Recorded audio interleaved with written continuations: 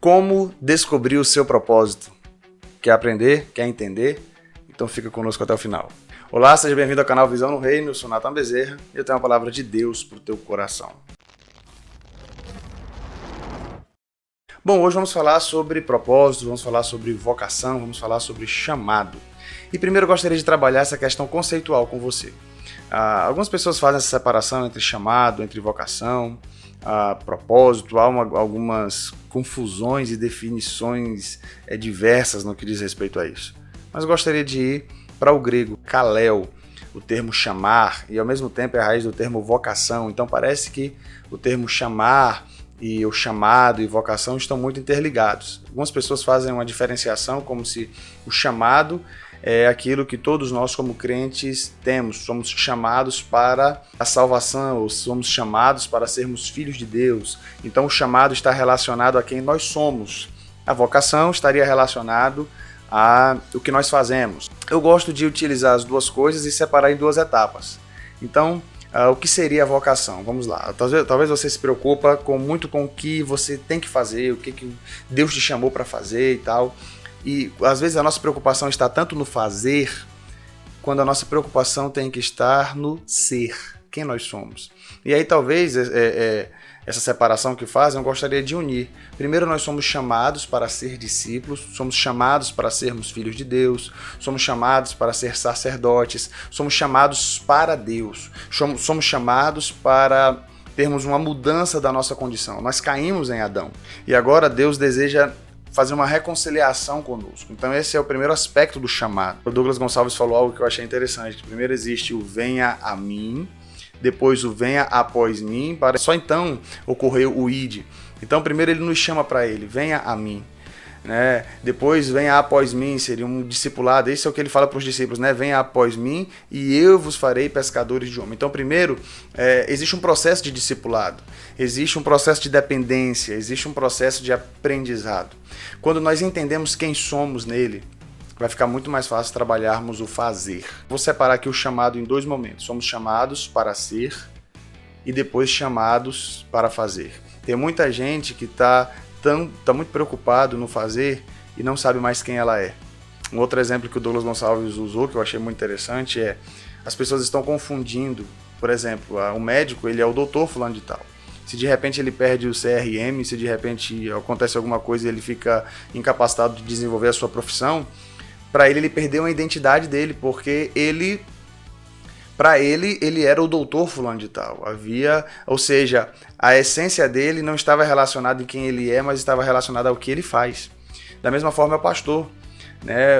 Se ocorre alguma coisa, ele não consegue pastorear, ele perde o título de pastor, ele perdeu sua identidade. Né? Às vezes as pessoas, vamos fazer algumas inscrições aí nos congressos, quem é você? Eu sou o pastor Daniel, eu sou o pastor João, eu sou o pastor fulano de tal. E na realidade nós não somos os nossos títulos.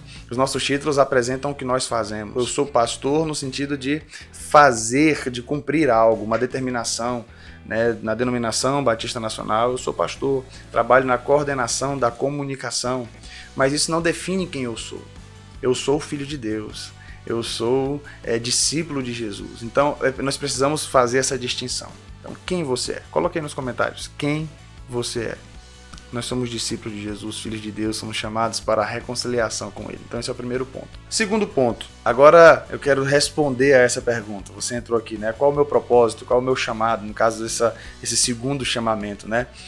Nós somos chamados para proclamar o Evangelho. Nós somos chamados para fazer com que as pessoas entendam ou proclamar a mensagem do Evangelho. Quem faz com que elas entendam é o Espírito Santo. Mas levar a mensagem do Evangelho para que as pessoas se encontrem em Cristo. Então o Evangelho é isso, é boa notícia, são as boas novas. Jesus não está falando só também para nós proclamarmos, está dizendo para nós fazermos discípulos, que é algo muito diferente, né? Não é apenas proclamar, não é apenas falar, é fazer com que essas pessoas olhem para nós, vejam o nosso exemplo e também amem a Jesus e queiram imitar-nos. Então é interessante a gente refletir sobre isso. Fazer discípulo é fazer com que essas pessoas vivam o Evangelho na prática. O próprio Jesus diz, aquele que ouve minhas palavras e não pratica é semelhante ao homem que constrói a sua casa na areia. Agora, aquele que ouve e pratica é semelhante àquele que constrói a casa sobre a rocha. Então, a gente é chamado para pregar o Evangelho. Beleza, ok. viver o evangelho e fazer discípulos de Jesus. Agora, como nós vamos fazer isso? Talvez essa seja a sua grande dúvida. Poxa, tem pessoas que são chamadas para medicina, outros são chamados para pedagogia, outros são chamados para engenharia, outras pessoas desenvolvem habilidades artísticas de maneira maravilhosa, mas e eu? Aonde Deus quer me usar? Então vamos lá. Existem algumas questões que você precisa alinhar. Primeiro, o que você ama fazer? O que você gosta de fazer? O que você passa horas e horas fazendo que você às vezes nem percebe que o tempo passou. No meu caso é a comunicação do evangelho. Eu passei um tempo aconselhando várias pessoas, pastoreando, foram 7 anos de pastoreio, então quando alguém marcava um gabinete comigo e a gente ia conversar, às vezes eu passava 2, 3 horas no gabinete e parecia que o tempo não havia passado. Porque há um desejo de comunicar o evangelho, há um desejo de trocar experiências, há algo no meu coração nesse sentido. Então é algo que eu amo fazer. Segundo, qual é uma habilidade que você tem? Eu tenho a habilidade de trabalhar com edição de vídeos, captação de vídeos. Eu gosto muito disso. Eu também tenho habilidade para música, né? Desde cedo eu sempre gostei de música, sempre cantei, toquei instrumentos, então isso faz parte de mim. Então já foram 2 coisas aí, algo que eu amo fazer e algo que eu tenho habilidade para fazer. E terceiro, o que é que você mudaria no mundo? Que isso é a sua missão. No meu caso, o que é que eu mudaria no mundo? Eu mudaria pessoas ignorantes acerca do evangelho ao ponto de não conseguirem cumprir sua vocação. A nossa declaração de missão aqui no Visão no Reino é levar pessoas à compreensão genuína do evangelho para que cumpram a sua vocação tendo como prioridade o reino de Deus, começando em seus lares e transbordando na sociedade. Então, o que mexe comigo é ver tantas pessoas na igreja sem cumprir a sua vocação, tendo o reino de Deus como prioridade, sem cumprir o seu propósito, porque está tão preocupada muitas vezes em viver o legalismo. Não, eu tenho que lutar para conquistar a minha salvação, sendo que Jesus já fez isso lá na cruz. Então esse é o primeiro passo, levar pessoas à compreensão do evangelho, para que a partir dessa compreensão ela desenvolva a sua vocação, não para ganhar dinheiro prioritariamente, mas para ter o reino de Deus como prioridade, né?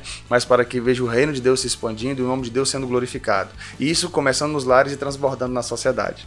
Então a minha esposa, o que mexe com ela é ver tantos filhos sem discipulado. A minha esposa também trabalha com imagens, ela gosta muito de trabalhar com design e tal. E ela tem um Instagram chamado Mais Que Filhos _Discípulos. E tem vários vídeos dela aqui. No Visão do Reino nós trabalhamos juntos, né? A Anne e eu. Então, se eu for pensar muito bem, o que a incomoda? Ver tantos pais que não discipulam seus filhos.